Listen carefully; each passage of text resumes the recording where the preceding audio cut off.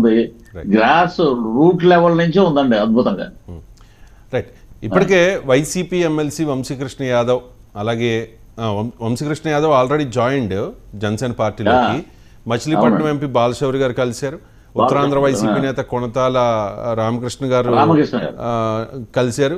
నిన్న మీరు కలిసే టైంలోనే గూడూరు ఎమ్మెల్యే వరప్రసాద్ గారు కూడా కలిశారు అదే టైంలో. ఆయనతో మాట్లాడారు. దరిద్రం నుంచి బయటకు వచ్చేసాను అయ్యా అన్నాడు. అంటే దరిద్రం రిజైన్ చేసినట్టేనా వైసీపీ అన్నట్టే. ఇప్పుడు ఆ మాట వచ్చి కలిసి ఆయన ఇక్కడ వచ్చి మాట్లాడి వెళ్ళినప్పుడు మరి ఇంకా అంతకన్నా ఇంకేముంటుందని కృష్ణదేవరాయలు గారు వెళ్ళిపోయారు, నరసరావుపేట ఎంపీ.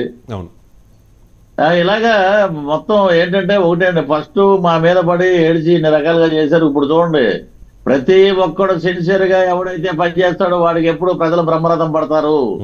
అదే జరుగుద్ది. ప్రాణాలు తెగించి ప్రాణాలు పణంగా పెట్టి రాష్ట్ర ప్రజల భవిష్యత్తు కోసం పాటుపడే ఏకైక నాయకుడు ఎవరైనా ఉన్నారంటే ఈ రాష్ట్రంలో that is power star Pawan Kalyan గారు.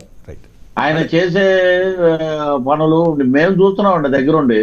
వీళ్ళకి ఏం తెలుసండి, వీళ్ళు మాట్లాడే వాళ్ళకి. నేను నా ప్రచార పర్వంలో నేను చెప్తున్నా, శ్రీకాళహస్తి నుంచి శ్రీకాకుళం వరకు మేము ప్రచారం చేసాం.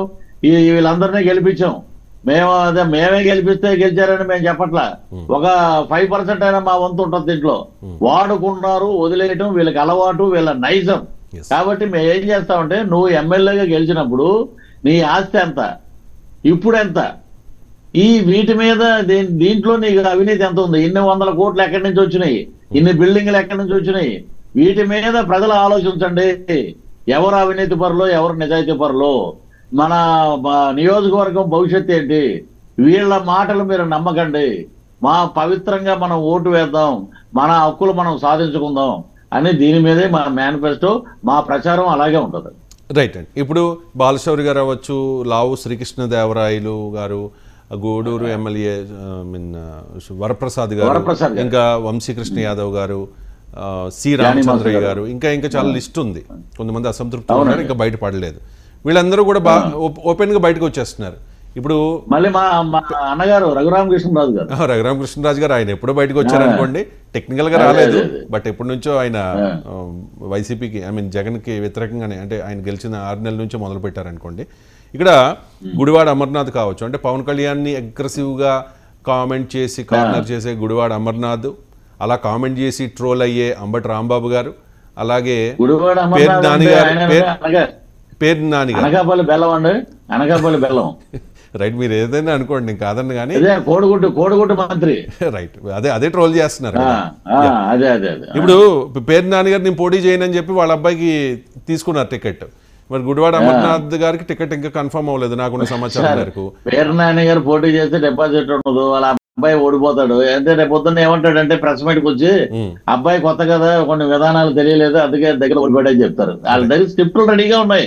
రైట్ అండి. ఇప్పుడు అంబటి రాంబాబు గారి విషయంలో కూడా, మీ రాంబాబు గారి విషయంలో కూడా ఇంకా నాకు తెలిసి ఆయనకి టికెట్ ఇంకా కన్ఫర్మ్ అవ్వలా. ఇస్తారు, ఎక్కడ ఇస్తారు ఎవరండి ఇప్పుడు నియోజకవర్గంలోనే ticket. Let me ask you, వాళ్ళకి టికెట్ వస్తుందో లేదో గ్యారంటీ లేదు, ఇస్తే ఎక్కడ ఇస్తారో లేదో తెలియదు. ఒకవేళ ఇచ్చినా గెలుస్తారా లేదా అనే ఒక డౌట్ ఉంది. పేరు నాన్న గారికి ఏ రకంగా ఉందో వీళ్ళు ఇంకా బయటపడకపోవచ్చు, ఉండవచ్చు, ఎందుకంటే వ్యతిరేకత ఉంది కాబట్టి.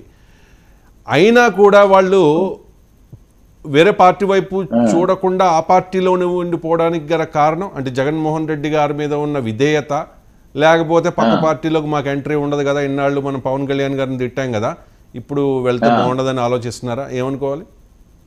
విధేయత తొక్కండి, ఏం కాదు. ఇప్పుడు దోచుకున్న డబ్బులు ఉంటాయి కొన్ని 100 కోట్లు.